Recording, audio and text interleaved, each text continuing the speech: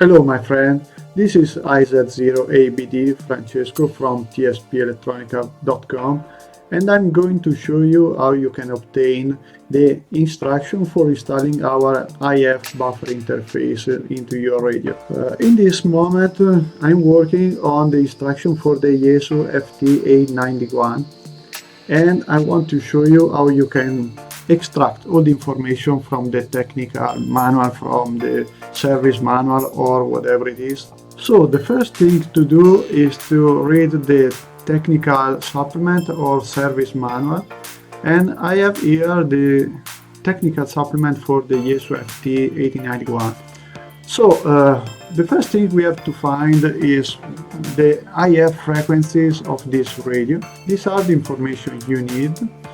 The IF frequency, the first one is on 69.45 MHz. So first things we need to grab this image. So I do simply something like this. Okay, I copy this image and I put in this file, in this slide. I change from the minor. Okay, here I have the instruction for the IF frequency. Okay, this is better in this way first. Okay, no, I like this way. Okay, once we have the first IF frequency, we have to go to the block diagram of the radio, and we have to find the receiving part. This is the main unit. As you can see, here we have the RX path. So the first low pass filter, then the switches, resistor, attenuator, low pass filter. So this is all the things we need to find, and where it is the mixer, RF amp, mixer. Okay, so we should go somewhere close to this point. So Q1100 should be the first transistor used in the mixer. So let's go back and let's try to take this image, because I want to put this in the instruction file. Okay, this can be good. Yeah, okay. Then it's copied and I can put in GIMP to manipulate a little bit. Okay, I'll remove the background and go back to this slide. Okay, so let's fit in this space and okay, it is. So my sampling point will be somewhere around here. This one should be something like here. Okay, this is not good, I don't like this way. And here it is. Okay, this is the first mixer. As you can see, this is the RX part. So no mixer in this, just filters, attenuators, and RF amplifier, as you can see, but no mixer. And we also can see that the TX part shares some components with the receiver, but they should be separate. Okay, we are lucky that the signal for the TX and RX are separate. So this will make easier for us to interface our radio with an external panadapter. We have to move on and find this mixer. Not this one, this. We now need the schematic diagram. Okay. Main unit. To find the transistor used for the mixer, we have simply to locate where the mixer is, and probably using the Ctrl F tool will help a little. No, it didn't. Probably this is okay. This is an image, not Okay, not what I wanted. So first mix TX, where is the RX? It is. First RX mixer, perfect. Okay, now we have the RX mixer. This one, okay, 64, Q1064, this is the IF. So we can place a sampling point somewhere here. I can take a picture of this in this way. It's enough. Yeah, okay. New past. Okay, it can be good. Yeah, okay. So let's copy directly here, not on this, but on this other slide. Second plane. Okay. I don't need this anymore, so it can be removed. Sampling point, where we can put this one here. Okay. Sampling point will be here around. No.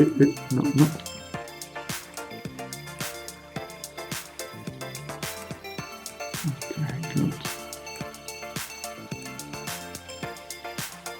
So the sampling point will be on this capacitor C1300 or this other one or the resistor or on the input of this switch Q1064. So I have sampling point on C1300 or C1301 or this one or RF1 or Q1064. I like to show this job because I want you to understand that if the radio you have is not in the list of the instruction, if you cannot find the instruction for your radio, you can do the work by yourself, simply understanding that you have to find the mixer and then you have to find the output of the mixer. That's the point where you can find the IF frequency. Then you have to simply choose the right point and that's it. As you can see, this job is quite easy with this radio. The technical bulletin is very nice, it's very well done. So now we need to find where to take the power supply for the interface. Okay, let's go back to the schematic diagram. And the easiest way to find the power supply is to find a point on the connector, on some connector. For example, generally you can have several wire on a connector, and some of these are used for power supply. As you can see here, VCC should be good. So the connector is the J1004 and the VCC should be the right signal, even if no, VCC probably is not the right one because it's used to power this processor probably, yeah. So that one is not good. We need a power supply from 8 to 13, 14 volts. So 3.3 or something like that is not enough. So that connector is not the one we need. Let's go to the other side, here for example, to the power amplifier unit. So this should be good, I hope. Okay, you see 8 volts. One of these points is good, 13.8 is good. So the right connector can be this one. Okay, we can take the power supply here. And then we should find this connector on the board, on the layout page. So let's grab a picture of this.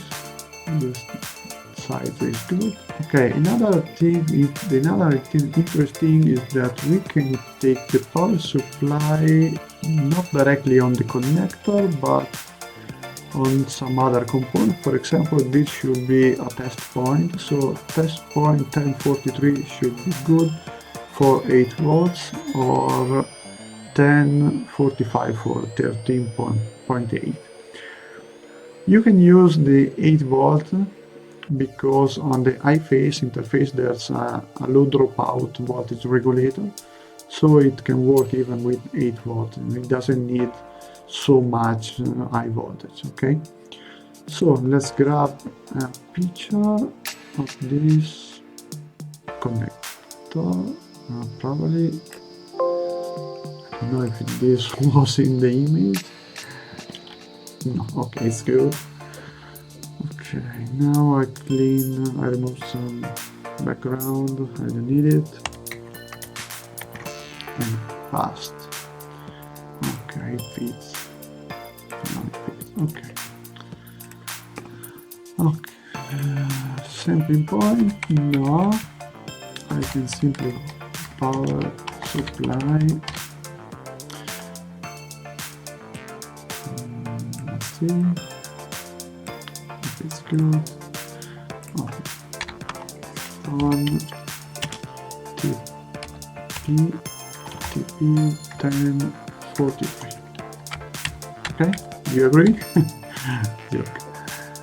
Okay, this one, by the way, doesn't. Okay, this is good. Done. Now we have to move on and we have to go to the layout to find this point on the PCB. So let's remember 1043 for the test point and one of these components for the RF signal. So I guess that the next page is the layout. Okay, this one. Okay, here we have to be a little bit patient. This is the parts layout, so it means the component side. If we are lucky, we can find all we need on this side. On the contrary, we should go on the other side, and that could be not so easy sometimes. We put this layout image here. No thanks.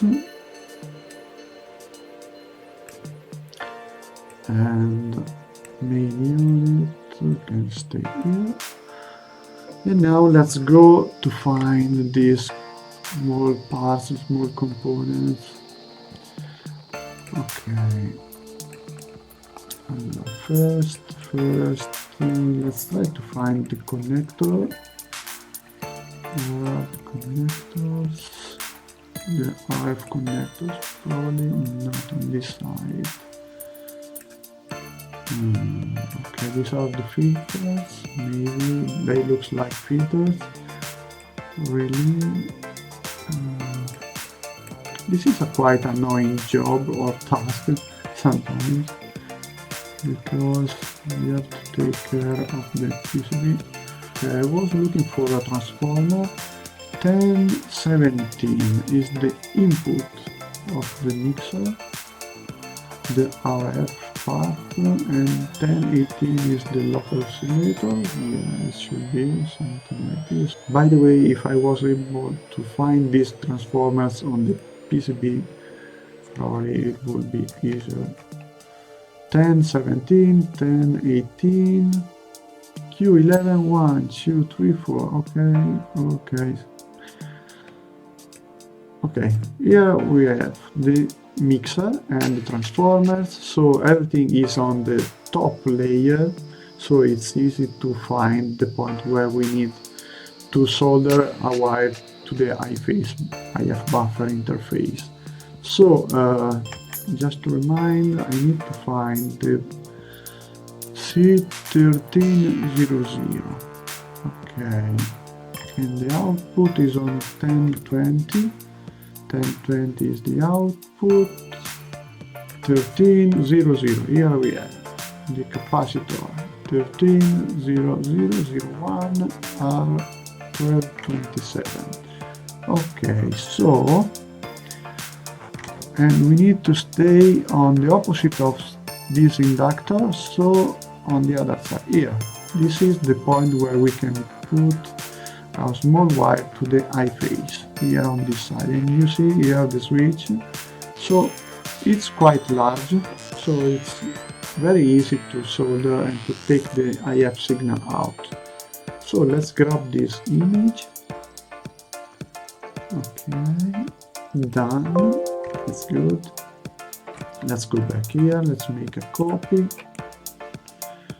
Duplicate. Change image from memory. It is. We can make it a little bit bigger. Okay. Let's do it this way.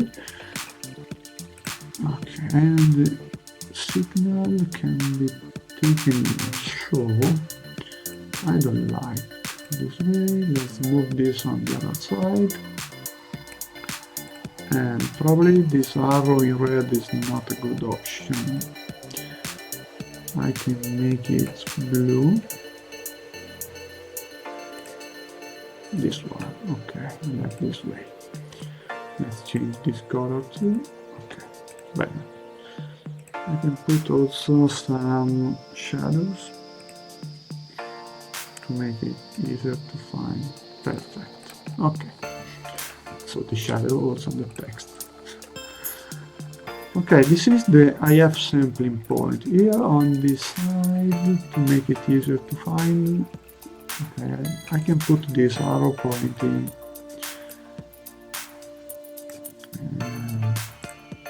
not the power supply, but I want to write it again. Can I put this one? Okay, done. Let's make it smaller. And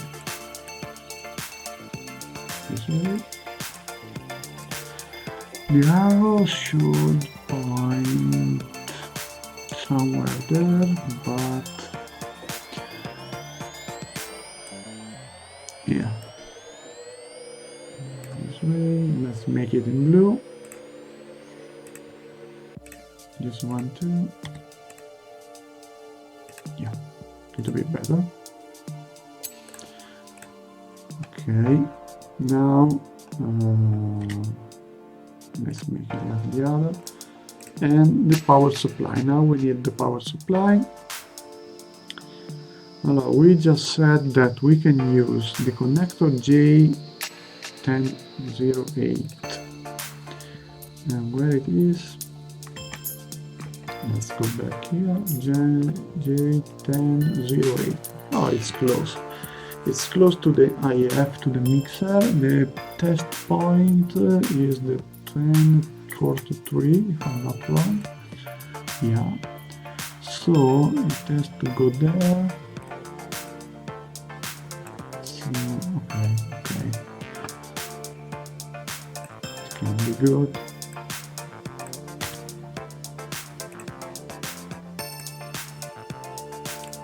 I change this one too, and that's it.